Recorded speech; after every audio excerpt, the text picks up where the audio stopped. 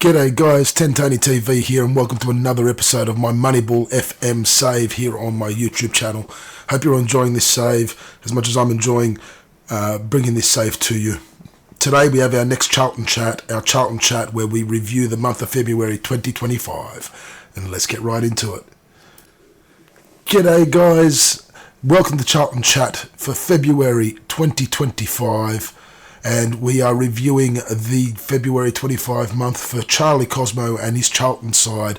And to be really honest with you, it is probably a month that Charlie would want to forget. So following that 1-0 victory against Gillingham that we had in the Charlton Live,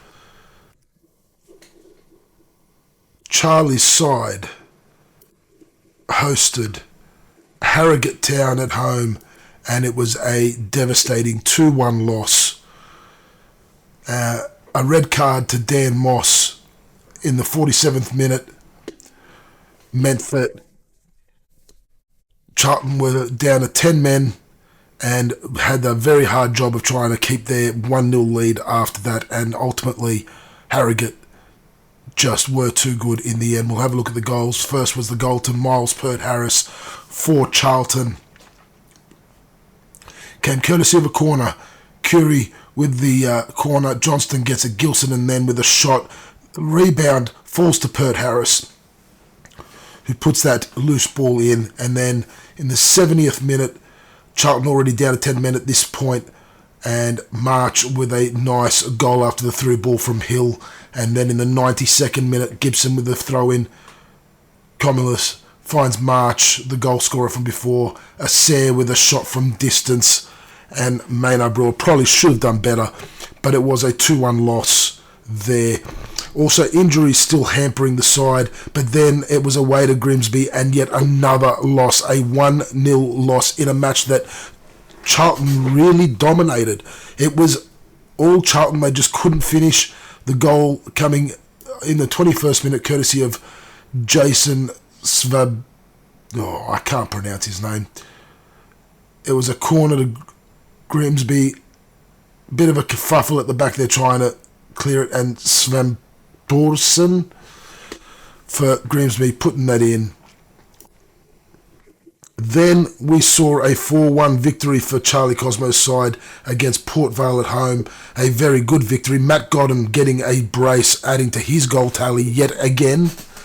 Thierry Small and Paul Glatzel also getting on the score sheet here. First was the goal to Glatzel.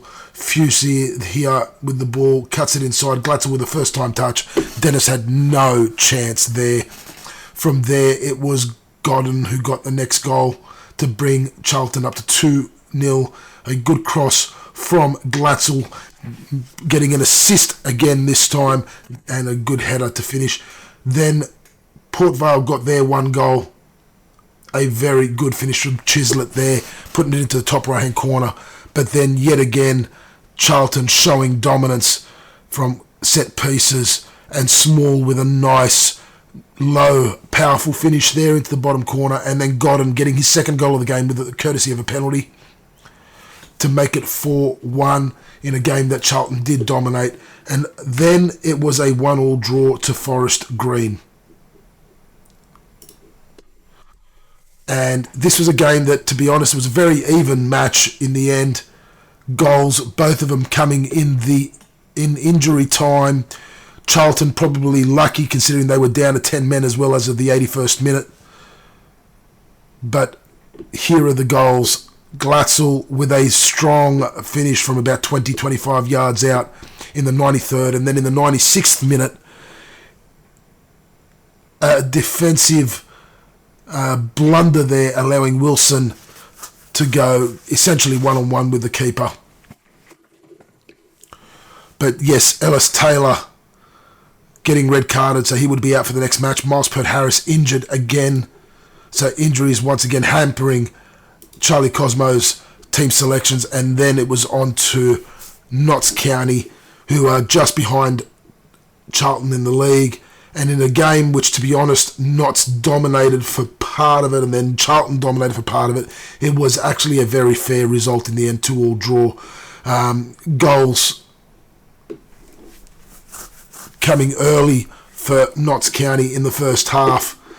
Hinchley finding Burstow.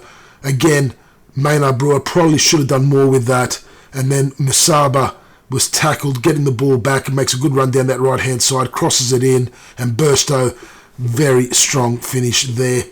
And then it was Glatzel to finish off this first half to bring it back to 2-1, crossing it in for Godden, and then Gilsonan getting that loose ball.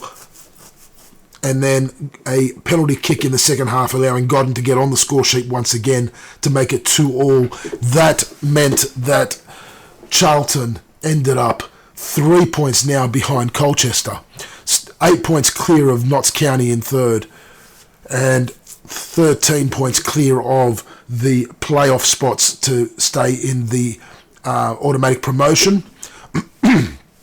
And 13 points, it means 5 games that need to be lost by Charlton and 5 games that need to be won by Bradford in order for that to happen. There's only 9 games left in the season. It is highly unlikely. Looking at that League 2,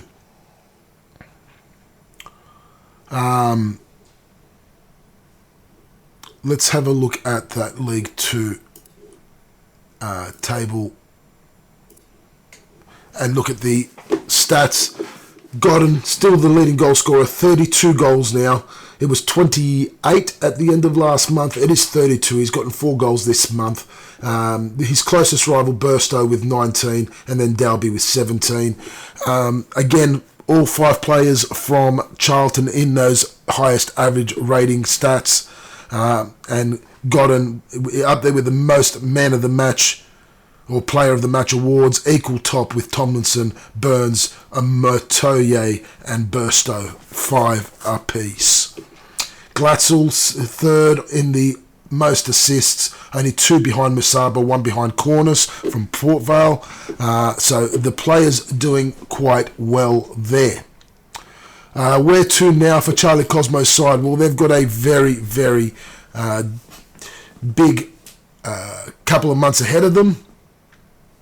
5 matches in this month of March coming up, with quick turnarounds in the matches between Accrington and then Crewe, 3 days between them. Then there's a nice 8-day break for them before they face Bradford, before a 3-day turnaround to the Swindon match, and then 14 days till the Oldham match. All of these sides quite low in the table, except for Bradford City, who are in 4th. So that is going to be a very key match for them, especially considering that Bradford in 4th are only 13 points behind Charlton, meaning a win against Bradford puts Charlton 16 points clear of them. And at that point, I think there's going to be nothing that Bradford can do, and I think Charlton will get that automatic promotion. What Charlton are going to be pushing for now is to overtake Colchester. Colchester, in the meantime, in this next month, have a difficult month ahead of them. In particular, their first 2 matches against MK Dons and then Bradford. MK Dons in 7th, Bradford in 4th. Both sides very much trying to stay in that promotion playoff spots or heading up to the automatic promotion playoff spots. What is going to work against Charlie Cosmo's side is that Colchester probably have the easier run home than what Charlton do. Well, actually, it's probably a fairly similar sort of run home. I think Charlton are going to be wanting... where was it? Charlton are going to be wanting Colchester to lose probably the matches against Bradford, MK Dons and against Morecambe. They will probably be the 3 key matches for Charlton that Colchester will be playing. The key matches for Charlton probably Bradford and Burton.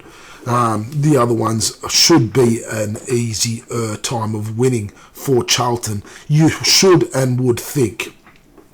However, Charlton's record against lower teams, the teams lower in the table, has not exactly been the best this season. They actually, in fact, have done a lot better against those in the higher positions. So it's going to be interesting to see what happens. There are still injuries. Sam Shering injured. Ben Wayne still coming back from injury, as is Miles Peart-Harris. There's a suspension to Chuck Zaneke and to Ellis Taylor, who have both been red-carded recently, so they will be missing the next match at least. But positive signs, all the other players are starting to come back from injury, meaning that it should be a much easier time ahead for Charlie Cosmo. We shall see. We shall wait and see what is going to happen. So that is it for Charlton Chat for today. Hope you've enjoyed. It was a bit of a shorter one this time round, but we'll see you all next episode for the Charlton Live, the match against Accrington. That is it, ladies and gentlemen, for today's Charlton Chat. Thank you all. Hope you've enjoyed the episode. If you have, do hit that like button, do hit that subscribe button and that little notification bell so you can be notified when more videos are being uploaded.